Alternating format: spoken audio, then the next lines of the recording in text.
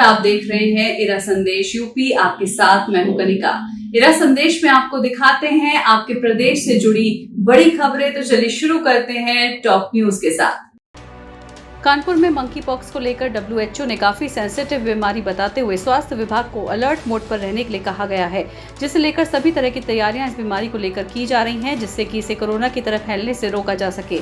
Monkey pox को लेकर medical college में एक सेमिनार किया गया और इस बीमारी के बारे में सभी को जानकारी दी गई। आपको पता है कि मंकी पॉक्स नाम की बीमारी की वजह से आजकल न्यूज़ चैनल और अखबार भरे पड़े हैं और अपने यहाँ भी खतरा बढ़ता जा रहा है। उससे निपटने के लिए हम लोग अपनी तैयारी कर रहे हैं।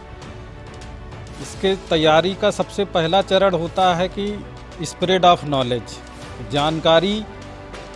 कहते हैं कि जानकारी ही बचाव है, तो पूरी जानकारी जितनी उपलब्ध है उसको हम लोग और लोगों को बांट रहे हैं। बैठक जो है ये मंकी पॉक्स के तहत हो रही है और जैसा कि एक WHO ने ये कर दिया है कि इसको सेंसिटिव इशू बताया है कि एक भी अगर कोई भी मरीज अगर होता है तो वो बहुत इम्पोर्टेंट।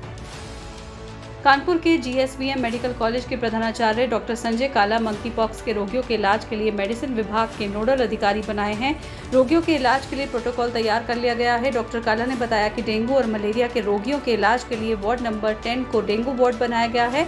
उन्होंने बताया कि डेंगू, मलेरिया और मंकी पॉक्स के मद्देनजर मैटरनिटी विंग को संक्रमण रोग अस्पताल में तब्दील कर दिया गया है। पॉक्स के विषय में कल हम लोगों ने एक विस्तृत मीटिंग ली थी जिसमें समस्त विभागाध्यक्ष मौजूद थे।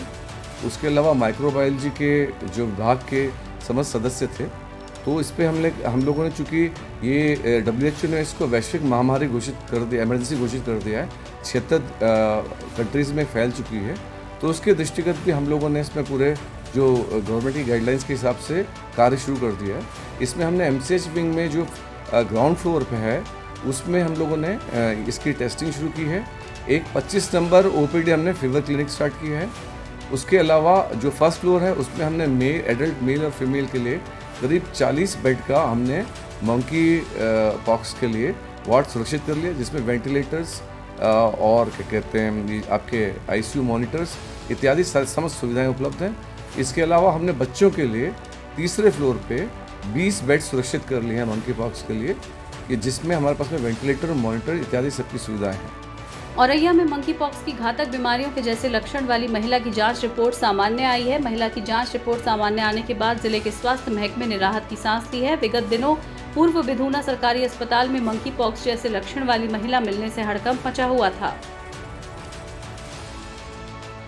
औरैया में यमुना नदी पुल से लटककर युवक का हाई वोल्टेज ड्रामा देखने को मिला। राह चलते लोगों ने युवक का वीडियो बनाया और सोशल मीडिया पर वायरल कर दिया। वायरल वीडियो में युवक पुल से लटककर कूदने की कोशिश कर रहा है। युवक के इस ड्रामे से पुल पर घंटों जाम लग गया। सूचना पर मौके पर पहुंची देवकली चौकी पुलिस ने सूझबूझ से युवक को बचाया। नेशनल हेराल्ड मनी लॉन्ड्रिंग मामले में सोनिया गांधी से हो रही ED और CBI की पूछताछ के बाद बौखलाए कांग्रेसियों ने जिलाधिकारी कार्यालय के बाहर प्रदर्शन किया।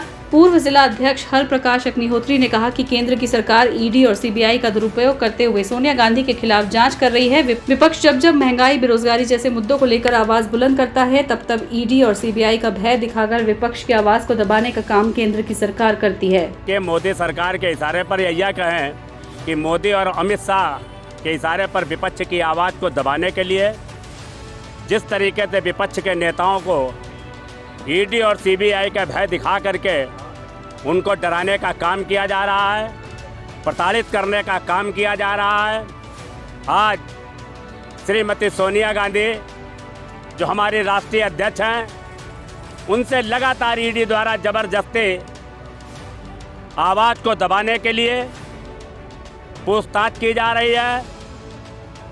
75-76 साल की उम्र में, जबकि ये नियम है कि 65 साल से ऊपर व्यक्ति की अगर कोई जांच करनी है, कोई बात करनी है, तो उनके घर पर जाकर के भी ED पूछताछ कर सकती थी।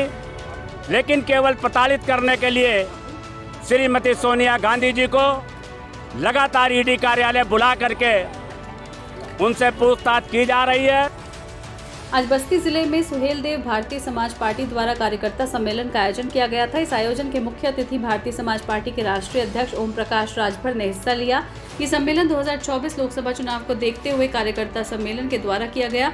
सम्मेलन के दौरान पत्रकारों से बातचीत करते हुए भारतीय समाज पार्टी के राष्ट्रीय अध्यक्ष ओम प्रकाश राजभर ने कहा कि हमने गठबंधन नहीं तोड़ा। अखिलेश यादव ने पत्र लिखकर कहा कि मेरे अंगने में तुम्हारा क्या काम है, अब मैं स्वतंत्र हूँ। वहीं पत्रकारों द्वारा ये पूछे जाने पर कि स्वामी प्रसाद मौर्य ने कहा कि उनको सम्मान मिल रहा था, तब स्वामी प्रसाद मौर्य पर तंज कसते हुए ओम प्रकाश राजभर ने कहा कि उन्होंने अखिलेश द्वारा जारी किया गया पत्र नहीं पढ़ा और अपने पार्टी कार्यालय में जाकर वो इस पत्र को देख लें।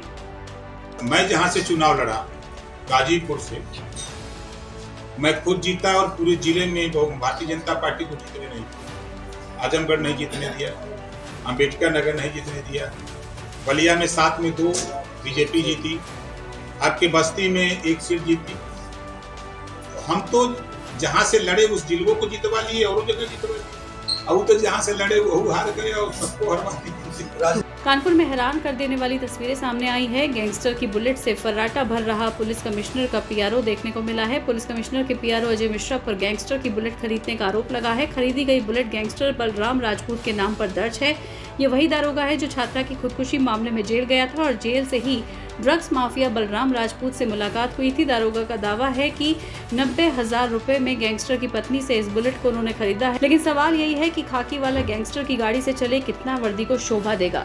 अब हमारा लड़का जो है ट्यूशन पढ़ाता है, वो हर जगह जाता है, तो हमारे पास एक मोटरसाइकिल थी, तो उसको दिक्कत होती, तो उसने कहा भैया गाड़ी पापा को गाड़ी चाहिए, तो हमारे पास उतना पैसा नहीं, तो उसने हमने ब्रोकर से संपर्क किया। ब्रोकर ने कहा भैया हमारे पास बुलेट आई है, आप चौकी इंचार्ज हो, आपके लिए ठीक रहेगा, ले लो। हमने कहा ठीक है।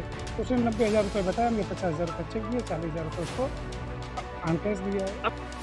आज़ादी की 75वीं वर्षगांठ पर रेलवे देश भर में आज़ादी का अमृत महोत्सव मना रहा है। इसी क्रम में पूर्वोत्तर रेलवे ने 2 ट्रेनों की वातानुकूलित बोगियों की खिड़कियों पर महापुरुषों के चित्र लगाने की योजना तैयार की है ताकि युवा पीढ़ी शहीदों और महापुरुषों के बारे में जान सके। गोरखपुर कोचिंग डिपो में महापुरुषों के चित्र लगने शुरू हो गए हैं।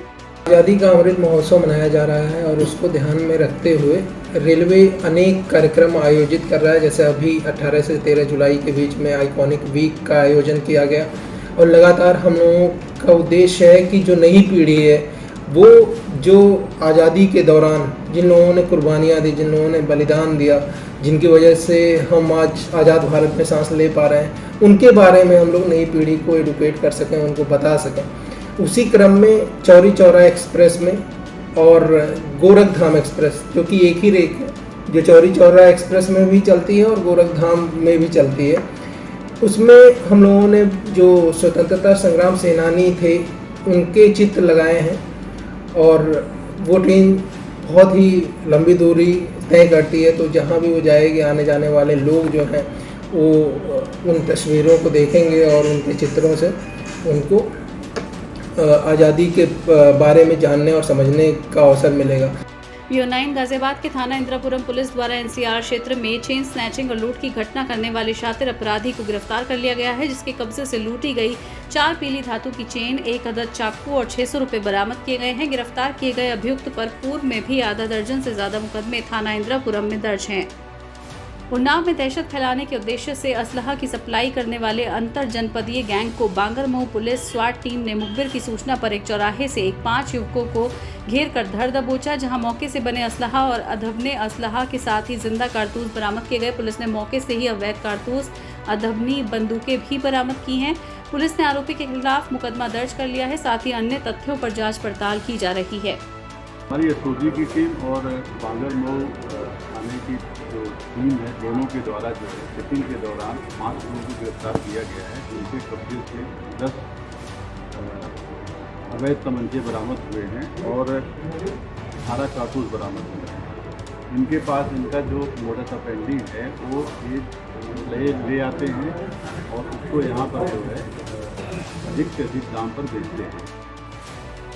प्रतापगढ़ में प्रशासन के बुलडोजर का व्यापारियों ने विरोध किया है। सैकड़ों व्यापारियों ने बुलडोजर का विरोध किया।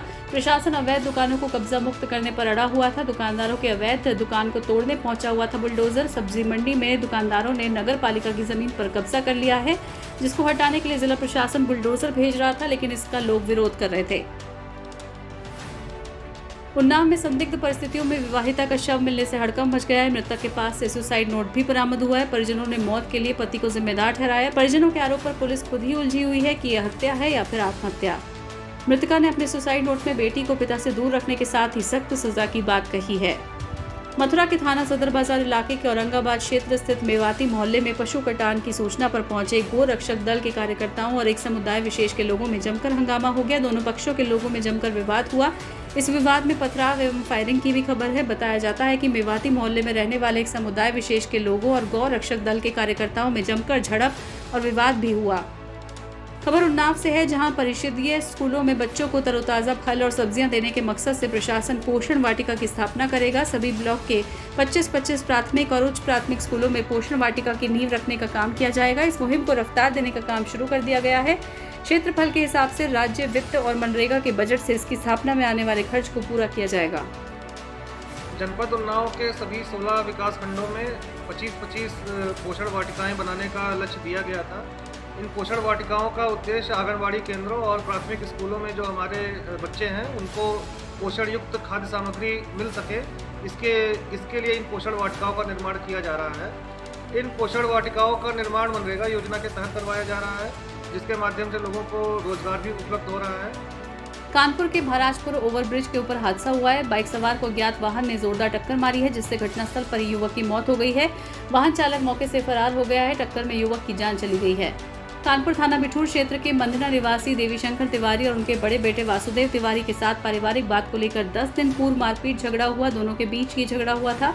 इसकी सूचना पुलिस को दी गई थी। दोनों तरफ से पुलिस ने मुकदमा पंजीकृत किया था। कई दिन बीत जाने के बावजूद थाने स्तर पर कोई कार्रवाई नहीं होने पर दोनों परिवारों ने आपस में रजामंदी करके अपनी गलती को मानते हुए मुकदमा खत्म करने का फैसला लिया है और आपस में मिलजुल कर रहने का मन बनाया। भविष्य में किसी भी तरह की कोई गलती ना हो, उसके लिए हमेशा दोनों ही पक्ष आपस में सामंजस्य बनाकर चलेंगे, जिसकी सूचना आज अपर पुलिस आयुक्त महोदय के समक्ष दोनों ही पक्ष ने रखी। फिलहाल इरा संदेश में बस इतना ही। आपका संदेश अपनों तक और अपनों का संदेश आप तक जानने के लिए आप बने रहिए इरा संदेश के साथ। नमस्कार।